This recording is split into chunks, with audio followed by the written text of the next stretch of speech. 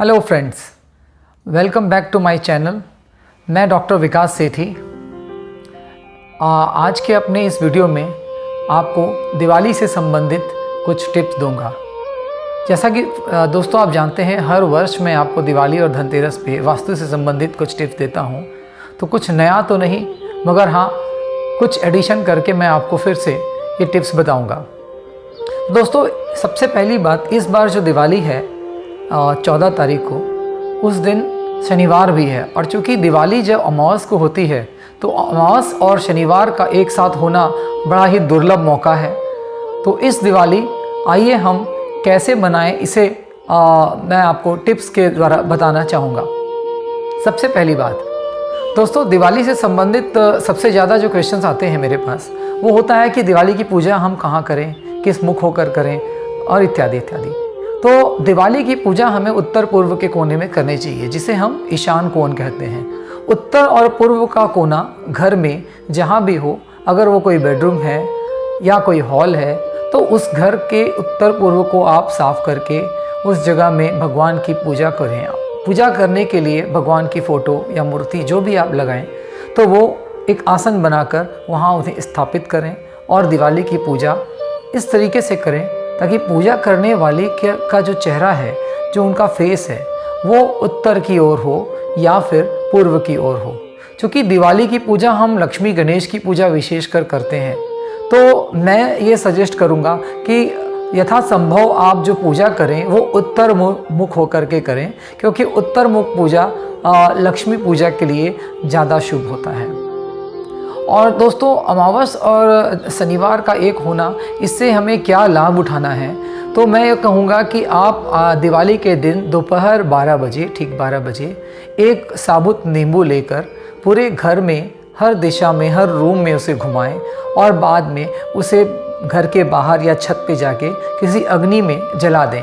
ऐसा करने से जो दुर्लभ दिन है, उस विशेष दिन का आपको जो एनर्जी का इफ़ेक्ट मिलेगा, आपके घर की सारी नेगेटिव एनर्जी उस नींबू में समाहित होकर के बाहर चली जाएगी। दूसरी जो बात है मैं बताना चाहूँगा दोस्तों, कि लोग पूछते हैं कि दिवाली पे हम जो कलर करा रहे हैं या रंग करा रहे हैं वो कैसा हो।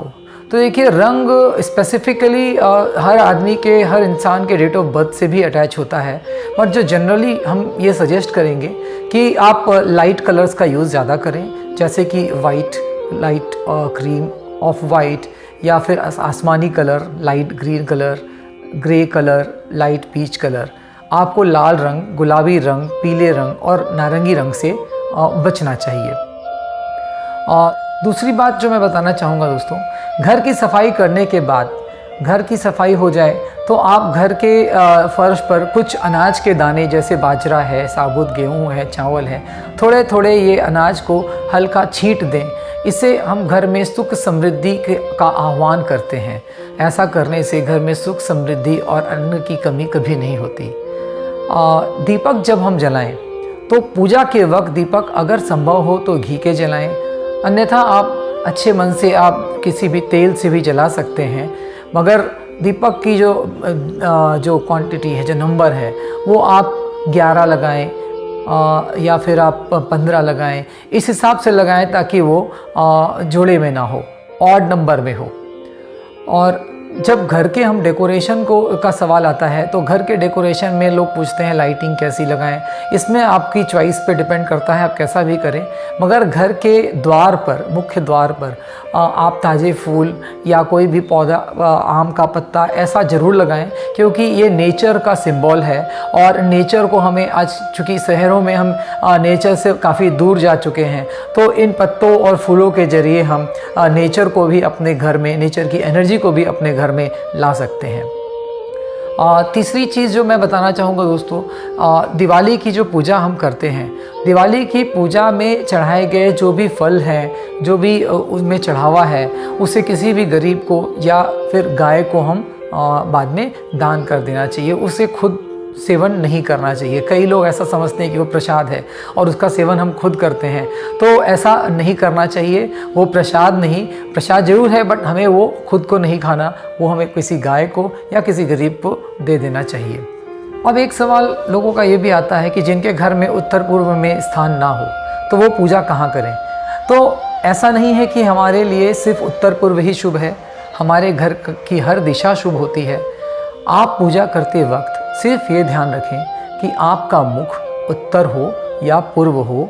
फिर आप घर के किसी भी कोने में जहां आपको सुविधा हो, आप अच्छे मन से पूजा अवश्य कर सकते हैं। यहाँ मैं एक बात और कहना चाहूँगा कि दिवाली का दिन शुभ दिन है, तो इस दिन आप काले कपड़ों का प्रयोग ना करें। यथासंभव कोशिश करें कि खासकर पूजा के वक्त आप काले कपड़े पहन के ना बैठें, क्योंकि काले रंग का जो एक उसकी प्रवृत्ति होती है वो अब्जॉर्व करने की होती है, ना कि देने की। तो उस दिन हम काले कपड़े का प्रयोग यथासंभव ना करें। अब जिनका घर दक्षिण मुँह है उन्हें भी घबराने की ज़रूरत नहीं। दक्षिण मुँह के घर वाले लोगों को घर के मुख्य द्वार पर अंदर और बाहर गणेश जी की मूर्ति आप लगा सकते हैं, और इससे दक्षिण का दोष कम होता है।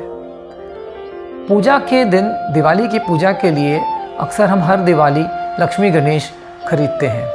लक्ष्मी गणेश खरीदते वक्त मेरे पास काफ़ी क्वेरीज आती हैं कि कैसी हो लक्ष्मी जी का पैर दिखे, सूंड किधर हो गणेश जी का। तो दोस्तों, लक्ष्मी गणेश आप कैसे भी लें, अच्छे मन से लेके आप उसकी पूजा कर सकते हैं। मगर यहाँ मैं बताना चाहूँगा कि अगर आपके पास चॉइस है तो ये ध्यान रखें कि जब हम घर में गणेश जी को स्थापित करते हैं तो गणेश जी का जो सूंड है वो हमारे दाईं ओर, मतलब गणेश जी के बाईं ओर की ओर मुड़ा हुआ हो अगर, तो वो ज़्यादा शुभ है। लक्ष्मी जी के पैर का जो पैर है वो एक पैर अगर दिख रहा हो तो वो भी काफ़ी शुभ होता है। तो ऐसी मूर्ति या ऐसा फ़ोटो आपको अगर मिल जाए तो कोशिश करें कि वैसे ही मूर्ति का आप इस्तेमाल करें उस दिन पूजा के लिए। और पिछले वर्ष की जो लक्ष्मी गणेश की मूर्ति है उसे साइड करने के बाद दिवाली के इमीडिएट बाद आप उसे जल में प्रवाहित करना ना भूलें। ऐसा देखा गया है कि कई लोग उसे कहीं भी डिस्पोज कर देते हैं या फिर उसे बांध कर घर में रखे रहते हैं। ऐसा नहीं करना चाहिए। उन मूर्ति को आदर के साथ आप किसी भी जल में, बहते जल में या तालाब में ज़रूर प्रवाहित करें। और जो इस साल की लक्ष्मी गणेश है फिर उसी प्रकार उसे अगले साल हम जल में प्रवाहित करके नए लक्ष्मी गणेश ला सकते हैं। तो दोस्तों, अगर आपको दिवाली से संबंधित कोई भी क्वेरी है, कोई भी शंका है, तो आप मेरे नीचे दिए गए मेरे नंबर पे या मेल पे या व्हाट्सएप पे बेझिझक आप क्वेश्चन भेजें और हम कोशिश करेंगे कि आपको उसका जवाब शीघ्र अतिशीघ्र मिले। क्योंकि दिवाली काफ़ी नज़दीक है तो मैं यही कोशिश करूँगा कि आपके हर शंका का समाधान मैं शीघ्र अतिशीघ्र करूँ। और इसी बात के साथ मैं अपनी आज की इस वीडियो को यहाँ बंद करना चाहूँगा। इसके साथ ही I wish you a very happy and prosperous Diwali and new year ahead. Thank you दोस्तों।